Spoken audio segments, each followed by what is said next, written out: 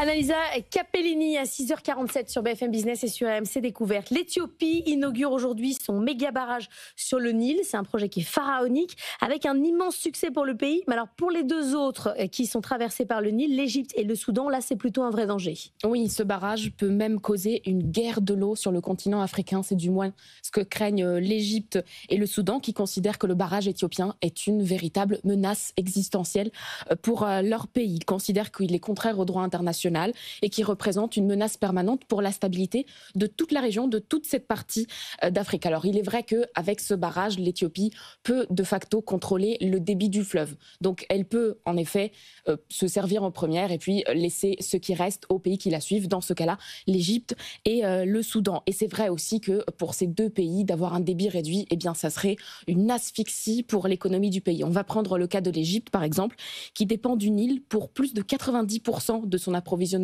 d'eau douce et surtout qui dépend du Nil pour sa sécurité alimentaire. C'est surtout pour ça que ça les intéresse. Évidemment, un débit réduit du Nil aurait une conséquence tout de suite sur les principales cultures, sur le maïs, sur le blé. Et puis on parle de territoires qui ont déjà des gros problèmes sur l'eau. Il y a, vous savez, un seuil de pauvreté sur l'eau. On estime que c'est à partir de quand les habitants ont accès à moins de 1000 mètres cubes par an et par habitant. L'Égypte est bien en dessous avec 600 mètres cubes par an par habitant. Vous imaginez ce qui pourrait se passer si effectivement l'Éthiopie enlevait une partie de l'eau à l'Égypte. Mais la question derrière, c'est à qui appartient l'eau du Nil?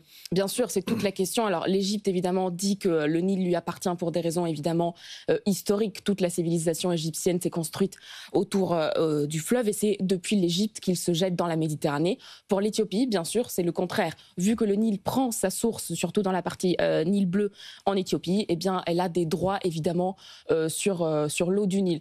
Dans ce cas-là, la question est moins importante parce qu'il y a une réalité géographique. C'est que l'Éthiopie joue en sa faveur. La position géographique de l'Éthiopie joue en sa faveur. Elle est en amont. Le sujet derrière, c'est un sujet de pouvoir. Bien sûr, c'est un sujet de pouvoir pour l'Éthiopie. On vous rappelle que l'Éthiopie, c'est un pays enclavé qui n'a pas d'accès à la mer. Donc évidemment, c'est stratégique de profiter des ressources qu'elle a, et notamment le Nil.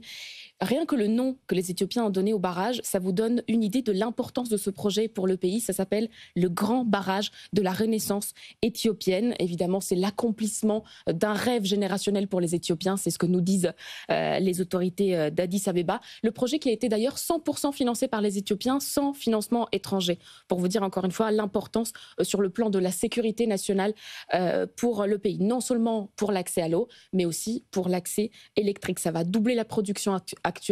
Pour vous dire encore une fois à quel point le pays mise sur ce barrage. Aujourd'hui, la moitié des Éthiopiens n'a pas accès à l'eau.